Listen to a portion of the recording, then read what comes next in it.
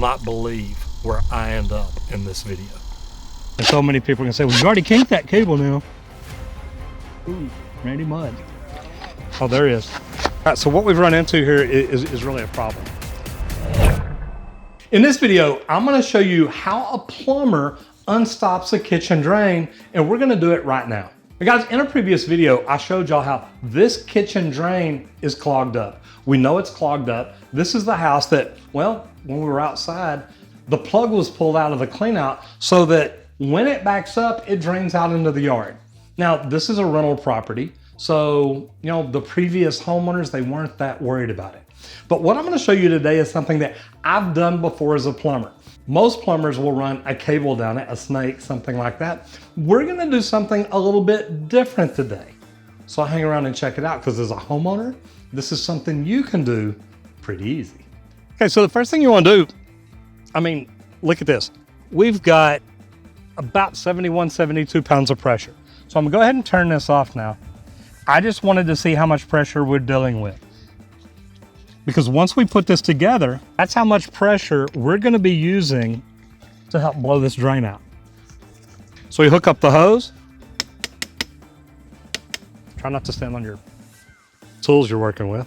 And then what we're gonna do, we're gonna stick this down in this 1.5 inch clean out, and what's gonna happen is it's gonna go in and go down. We'll get it down to just as it makes the turn, because the kitchen sink is right up here, the drain arm, so it's going over. That's why we can see it dropping down above it. So what we're gonna do, we're gonna go ahead and stick this in, get it in place, turn the water on. This ball will fill up, swell up, and then create 72 pounds of pressure on the other side to blow this drain out. So if you're a homeowner and you want something like this is a 1.5 inch to 3 inch bladder. Used to call them balloons, blow bags, all kinds of things like that. But it's really easy to do. You put it together, you stick it in, and hopefully, this is a sanitary tee, it's a clean out fitting. It's got a curvature to it, because what I'm trying to do is get it to go down. So as you see, it went in pretty good. I'm gonna push it and turn it because I want it to go down a little bit further.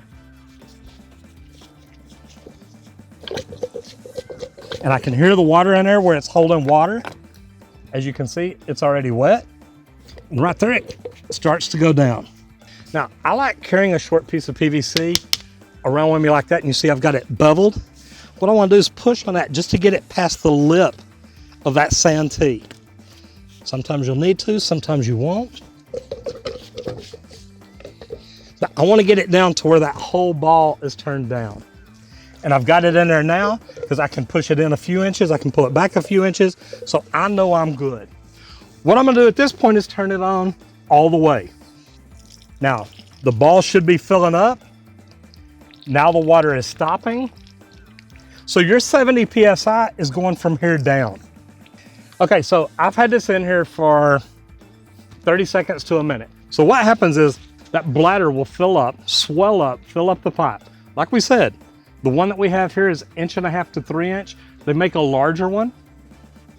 And one time, literally, I'm working on a sewer that had a double 4 inch clean out. And I had ran sewer machine and could not get it. I started with my small one, I went to a big one, was going all the way city and it wasn't working. Well, it was a soft stoppage, and what I was doing was just poking a hole in it. What this does, it fills up enough pressure, it'll push this out to the main. Now, I don't hear any water flowing through it, but what I'm gonna do is I'm gonna go ahead and turn it off.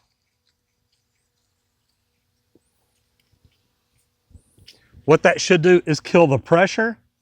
I should be able to see this move in a second after that ball goes down a little bit.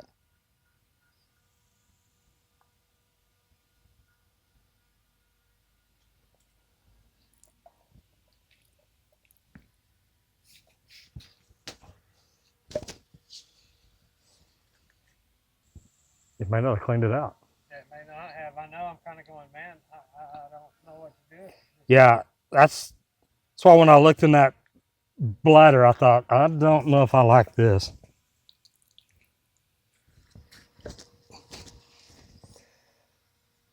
If you get one stuck, which is not what we want,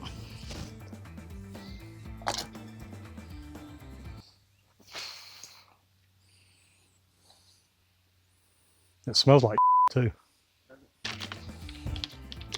Okay, so I'm gonna try this top sink drain snake. And what it is, it's literally made to where you squeeze this, you pull it back, and if you're going forward, it pulls out. If you go backwards, it reels it in. Now, I'm gonna do this a little bit. I'm gonna pull it out a little bit. I'm gonna feed it in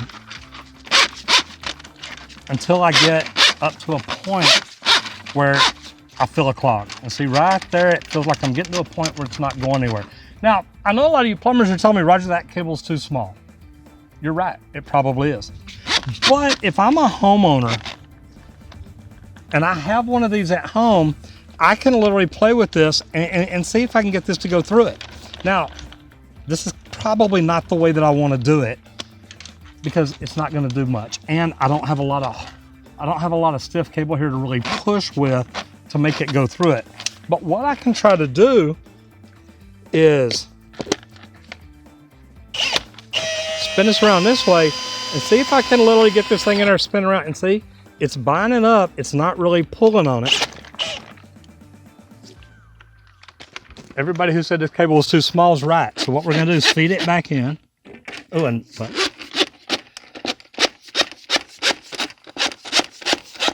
so many people are gonna say, well, you already kinked that cable now. Ooh, Randy Mud. I was wondering too, like I'm wondering if it's a break in there. I don't know. Oh, there is.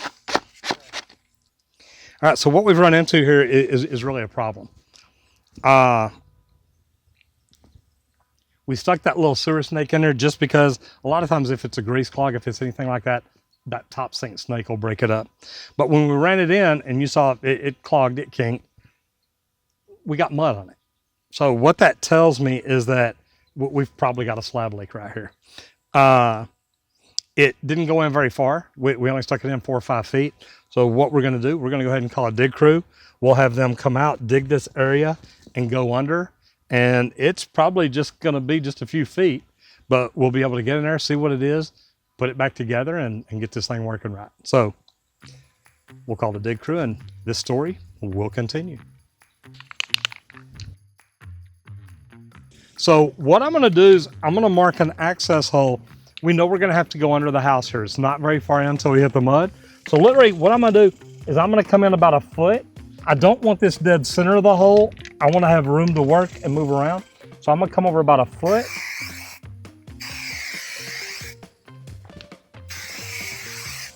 Come out about 3 feet. That's about right. Come about 2 feet this way because I want about a 3 foot by 3 foot access hole. They'll measure it out. That way they don't go too big for me.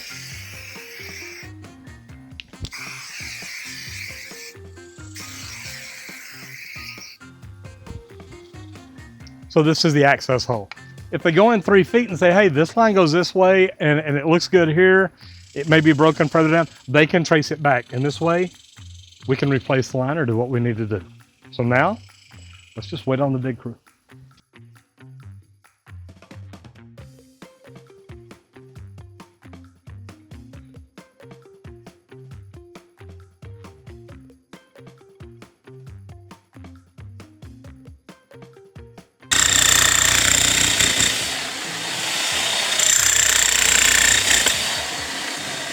So guys, as y'all can see, I'm about 4 feet deep.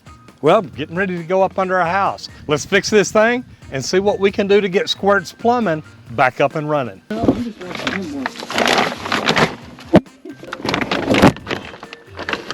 So as y'all can see, what I got a problem with here is it's draining left to right from here across. We had a break, and I don't know if y'all can see all these mosquitoes flying around, but there's hundreds of them. This drain line comes in, so it looks like maybe this water line right here, this 3/4 line, may have pushed down on it, because if I just try to push that up, it's not gonna work. So what I'm probably gonna do, and you see, there's a sand tee there, which is not a good thing. You also see it's 1.5 inches, which to me, it should be a 2-inch line. So what we're probably gonna have to do is cut it over on this side, install an 1.5 inch combination, and then come over here 45 down, 45 over, maybe 22.5, That way we can go ahead and tie it back together. I don't want to change elevations, but that's kind of where it's at and what we're looking at. So when I ran the cable down, it probably came down and literally hit this mud right here. So it probably hit that sand tee. So they've got the wrong fittings. The elevation looks way off because this looks 6 inches higher than that. So we'll get in here, cut it apart, put it all back together, and Squirt will have plumbing. Okay, so what I'm gonna do right now is just kind of figure my first cut, because I want to be able to cut this piece over here back to where I can move it out of the way. I need to be able to cut this and work. So I really need to line this up right where it's gonna be, which we probably do it like that. Make that work and just say, hey, I'm gonna cut this right here. So my thought process is, if I can cut this combination, and I'm not gonna be able to, so I'm gonna have a piece there. So I can literally just cut this out of the way. Because after I put my combo in, then I can put a piece in here and just put a CT adapter right here, put a shear band right there, and then I'll end up having to put one down here too, because I'm gonna put in 2 22.5s to get it up to where I need. Now I may be able to glue this and glue this and put all that together and then just slide a piece in. I don't have a lot of room to move this, and the bad thing is, this is an 1.5 inch line coming from that bathtub. Now, a bathtub drain will work off 1.5 inches. We're wanting to change that to a shower later, so I really wish that there was a 2-inch drain going all the way over to it. I don't like to put 1.5 inch pipe in underground. I like to go 2 inch. I could have literally ran 2 inch over there, turned up 2 inch, and then put a 2 by 1.5 inch sand tee in to catch the bathtub. So I'm really just trying to fix what we have here and make it work. That way, Squirt's got a bathtub again. So I gotta cut this and get all this together and make it work. So first thing I'm gonna do is cut this out of the way. I'm gonna cut this here. That way we can look at gluing the combo right there. We can figure our riser fall right here for our 22.5s to offset down to it. And then I'm gonna see if I just glue this and glue this, then I only have one shear band under here. So first cut's gonna be right here to get this out of the way and right here to get that out of the way. And then we'll see what we can do.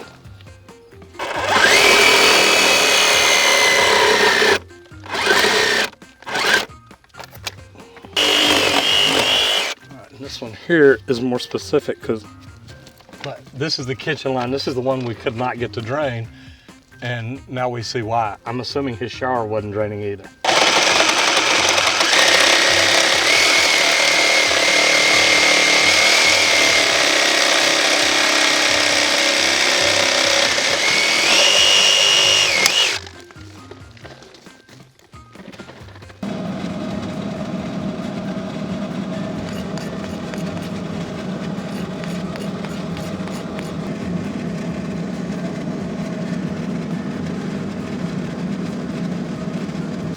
Okay, first shear band, Squirt. Have you got them completely loosened up? Not quite what I was wanting, but I'll make it work.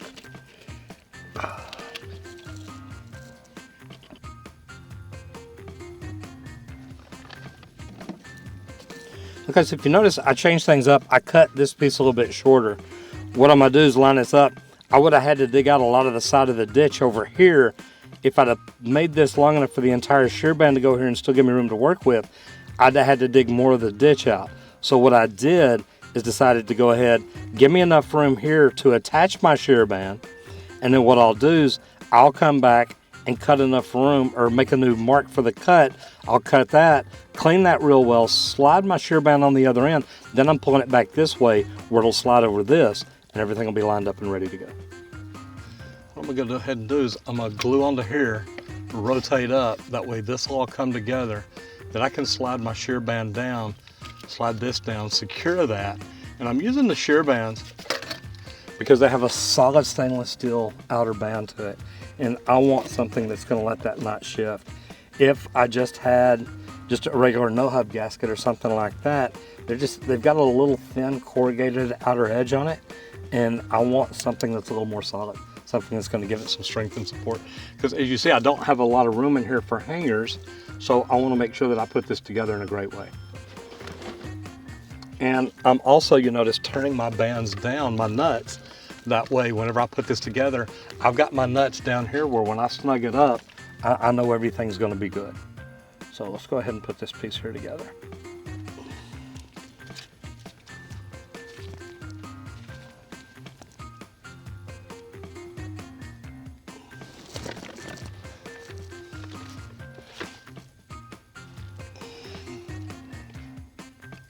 Okay, so I got my rubber right where I want it. I can feel that piece on the inside is right where I want it to be. Now I'll just line that up, tighten it up.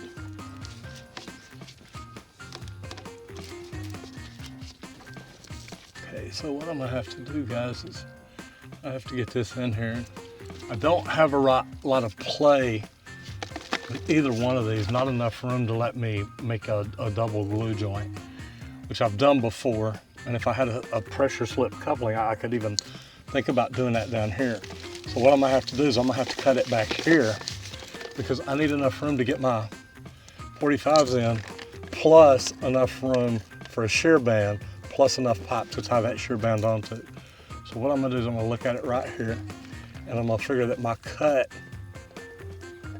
would be right about there. So what I'm gonna do now that I got that mark, I'm gonna measure my makeup right here at 3/4 of an inch. Then what I'm gonna do is measure my shear band, because I need 3/4 of an inch inside plus room for my shear band. And then just a little piece to where the shear band will be right at the edge of it.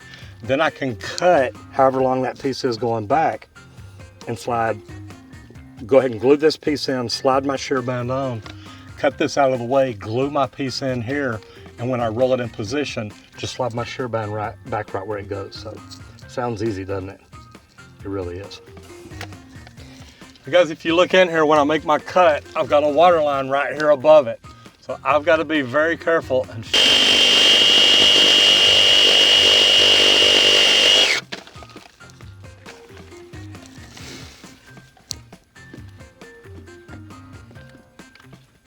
look at that. We're gonna make this thing work after all.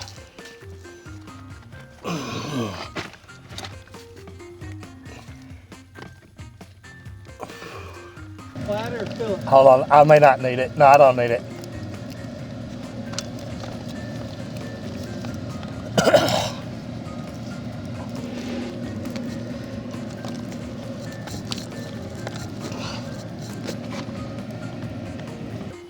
So we got all the work done, got everything put back together.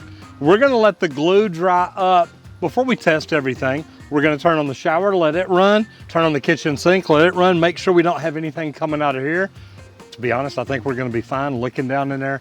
The shear bands, I know that all that's good. So guys, thanks for coming along on this journey. As you see as a homeowner, sometimes you're gonna have problems that aren't easy to fix. Make sure you're working with a plumber that knows exactly what he's doing and how to do it. If you enjoyed this video, I definitely think you're gonna like this one.